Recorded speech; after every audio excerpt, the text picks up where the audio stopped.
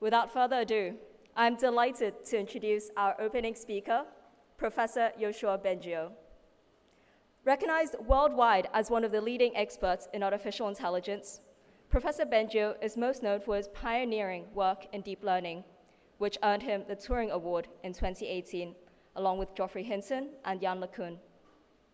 In recent years, Professor Bengio has been raising awareness about the rapid pace at which AI is advancing and the potential implications. This May, he chaired a diverse group of 75 AI experts from around the world to publish the International Scientific Report on the Safety of Advanced AI, which I was honored to contribute to as one of the writers. Professor Bengio will be sharing key findings of this report and open problems in AI safety with us today. All right. Thank you for joining us, Professor. Yes, we can hear you fine. Okay, I'm going to start. Thank you very much for the kind words, and thank for your work in this paper. So today I want to tell you about the international report on AI safety that I've been sharing and what it means for the beginning of an international consensus on the risks and safety of AI. So this focuses mostly on the advanced AI. There are many kinds of AI. So we're thinking about mostly the general purpose AI, like in the large language models and other multimodal models that we've seen recently attract all the attention. There'll be two parts. First, I'll talk about the report, and then at the end, a few words about my thoughts regarding what it means for the future and the sort of big picture recommendations that I have, even though the report itself doesn't have any recommendation. The report is a synthesis of the science meant to help the policymakers in their job. Okay, so the report, it's called the International Scientific Report on the Safety of Advanced AI. And we took a lot of time to figure out the right title. That's what we got. The report focuses on risks because, of course, there's already a lot of scientific work on the applications and the benefits of AI. But as far as policymakers are concerned, it is important that they understand the dangers, the risks, as well as the capabilities so that they can manage those risks, for example, with regulation. And we were given the mission after the Bletchley Park UK AI Safety Forum last November to support the development of an international, independent, and inclusive report on the capabilities and risks of AI. So independent means that the scientists had the final word, not the countries. There were 30 countries plus the EU and UN involved. And I'll tell you more about the process. The report also is pretty broad in its coverage. So all the risks, the current harms that are well studied, from bias and disinformation to the harms that are anticipated, like labor market impacts, many different kinds of misuse, and of course, like the biggest risk of loss of control of superhuman AI or something like this. And the idea was to not create new science, but just to summarize, to synthesize the current scientific literature that provide evidence about these questions for the benefit of policymakers. All right, so the group of 75 people working on this, there's a advisory panel. So each country in the group of 30 nominated one expert. Also the EU and the UN nominated one expert each. So that's our panel. And in addition, we nominated 16 writers. So these people are actually writing. The panel is providing feedback, comments, and we iterate with the panel and different versions of the report. We also consulted a group of senior advisors who are experts in various aspects of what we've been looking for.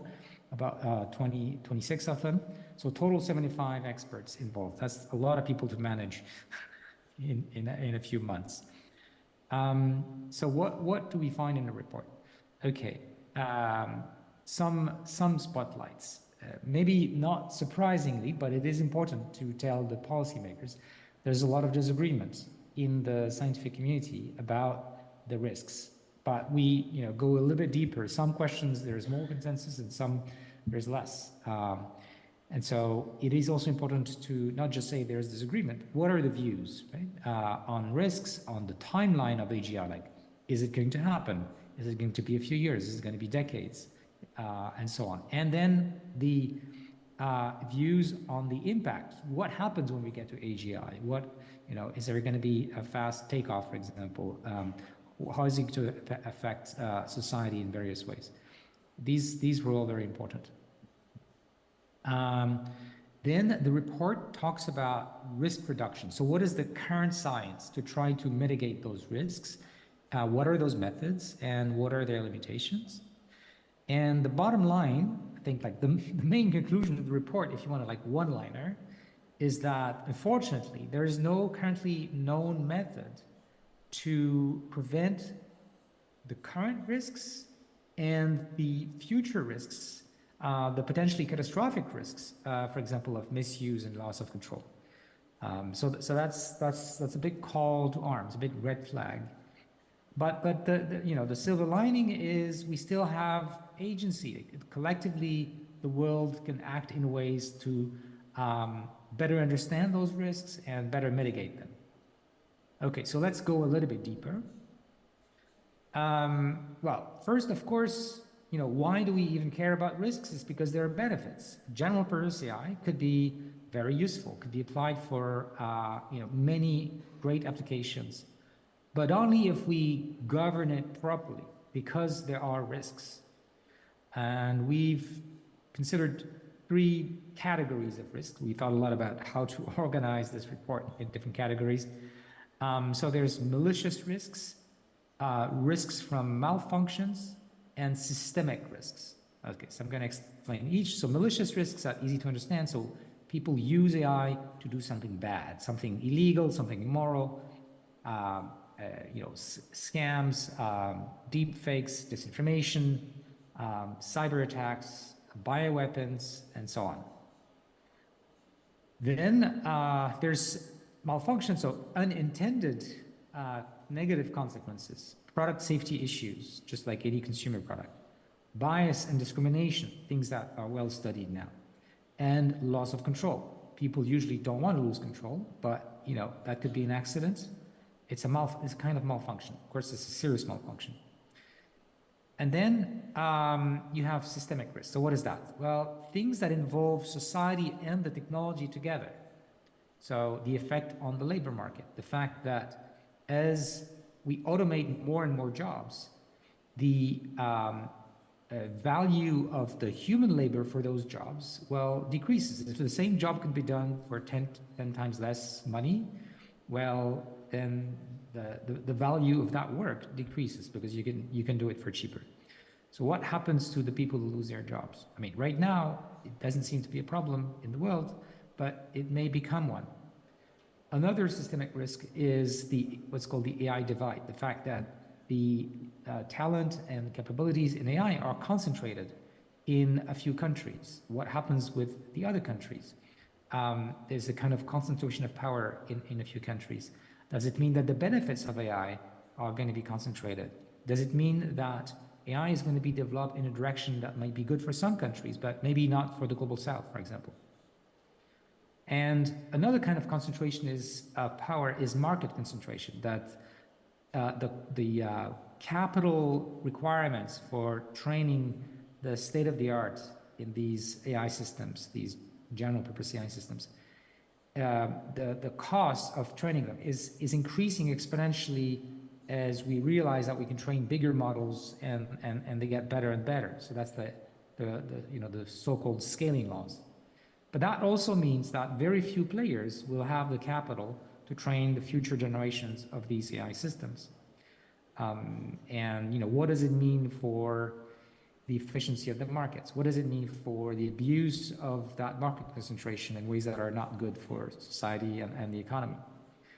Another systemic risk that has to do with the interaction of AI with society is environmental impacts. So I just said that the cost of training these systems increases, but it's because we train bigger systems and that require more and more energy. The amount of energy required is increasing exponentially. That can't go on forever. Pretty soon, the cost of training the AI system is going to put huge pressure on the total energy demand. It might be something like 10% in a few years. So we have to see this coming and think about it. Of course, other more social things that have to do with AI, like privacy and copyright, are covered in the report. Okay. The report also talks about transversal risks, we call societal risk factors. So things like the fact that regulation takes time to put in place. And even if you have the legislation, it might take years to put in place the regulators group and figure out, what is the regulator going to ask to corporations.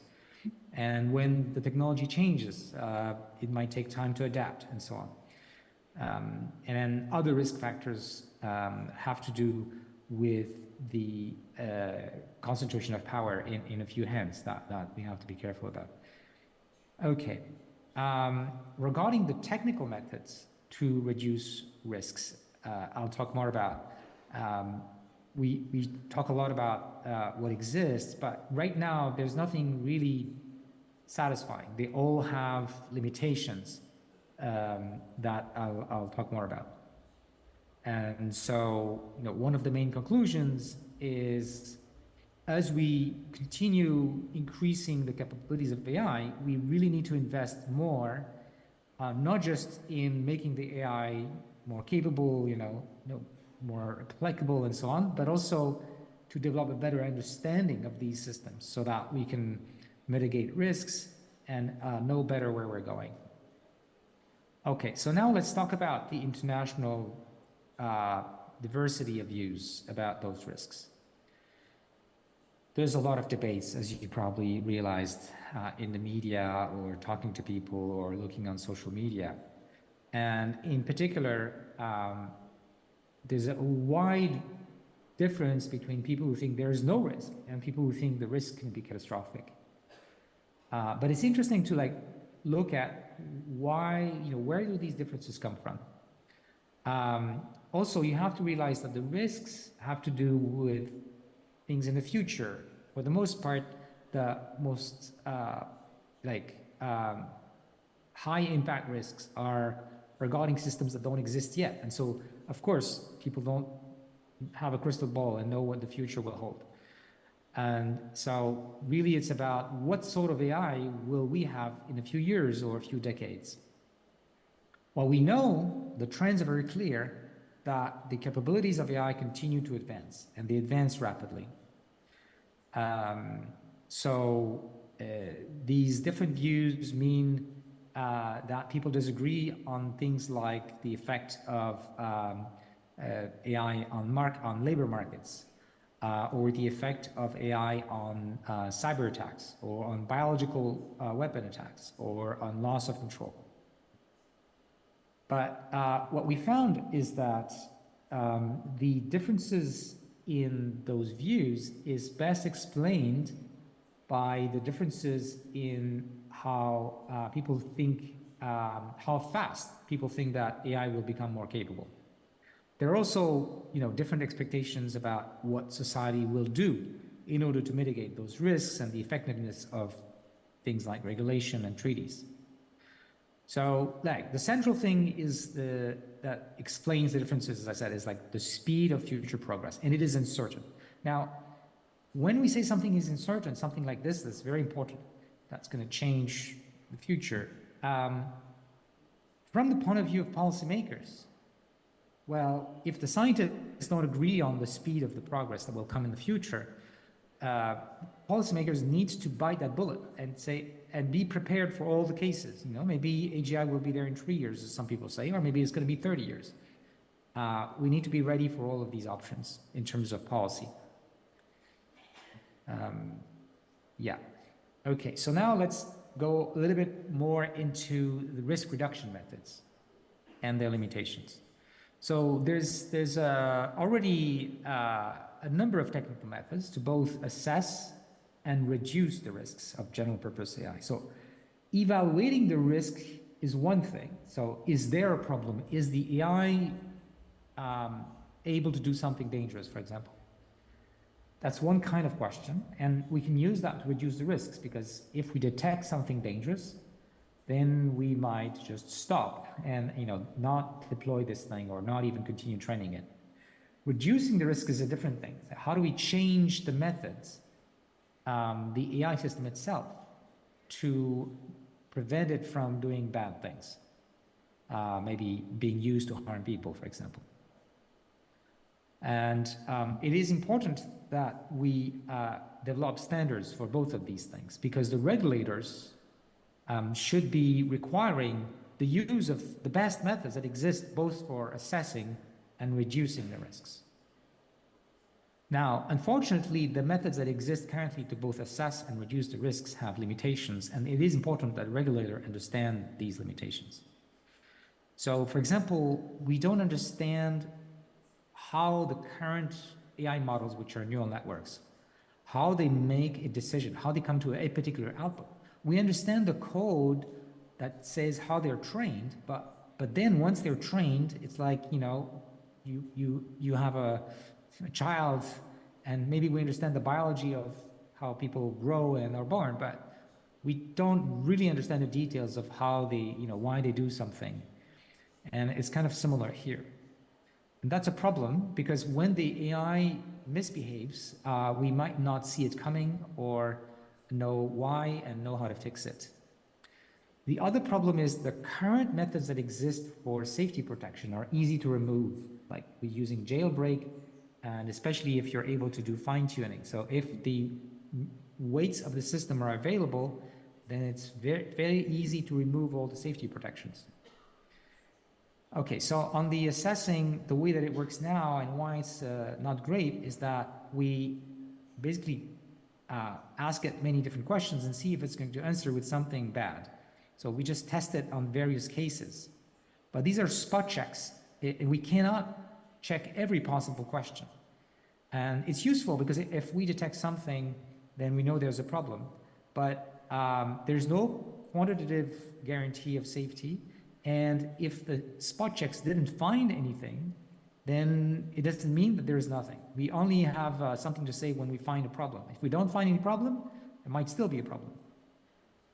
Okay, so we shouldn't be just looking at the train going. I think that we still have a few years, and there are many things that governments can do in order to mitigate those risks. We need to better understand how these systems work, as I said, and to think carefully about why and how we're going to be developing AI. Is it going to be, for example, applied in a way that's going to favor attackers or defenders in the conflict? So think about cyber attacks. There are variations of the use of AI which could favor more the attacker or the defender. And how are we going to reap the economic benefits of AI is something we can choose collectively as well. Who's going to benefit from it? And how much we invest in research to mitigate the risks. Okay, so this is an interim report that we delivered last month at the Seoul AI Forum. Please have a look, send me feedback. We are going to be working on the larger report for the end of this year. Now, my thought about the big picture. The report talks a lot about the uncertainty on the timeline, which could be extremely rapid. We see here different benchmarks over time, years on the x-axis, and performance on the y-axis. And the black line is human performance. You see on many, many tasks, as time passes, we approach human performance and often get better. So we need to learn to manage those risks as as we discussed in our paper with many Chinese colleagues that came out this year, managing extreme AI risks amid rapid progress in science. So what should we do? I think in general, we're not well prepared for these kinds of very rapid changes. For example, think about what happened with COVID. And so we need to start working on preparedness right now. We need to think about international agreements on the regulation on risk thresholds, especially for the catastrophic risk, like loss of control and misuse. We need to do more research, as I said, to better understand the risks and the capabilities and their consequences, and construct plans. What happens if we detect a risk, one of these thresholds, red lines is crossed? We need to commit right now about what we'll do if we detect such problems. And in general, we need to apply the precautionary principle when there's uncertainty about large risks. Okay. One thing that is important is how we invest in different solutions in terms of safety. We should think of a portfolio of projects, research projects, to try to improve evaluation and how to make safer AIs. For example, a number of researchers have been looking into what's called safe by design AIs, where we can get quantitative guarantees. But some methods may be providing stronger guarantees and take more time to develop, and some methods might be easier and to do, and maybe not as safe. But if AGI happens in 3 years, we need to be ready in 3 years. So we need all of these projects to run in parallel. Finally, there is the question of the competition between developers, as talked about in the report, but also between countries. And so there's really a danger of an arms race between different countries. And AI could become a weapon, something used in the military, starting with cyber, but potentially in other weapons.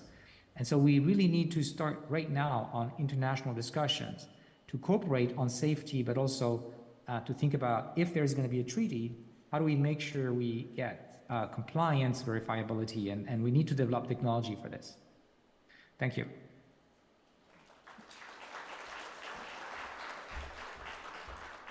Thank you so much, Professor Bengio, for sharing your insights, and we'll let you continue on for the rest of your evening. It was an honor to have you.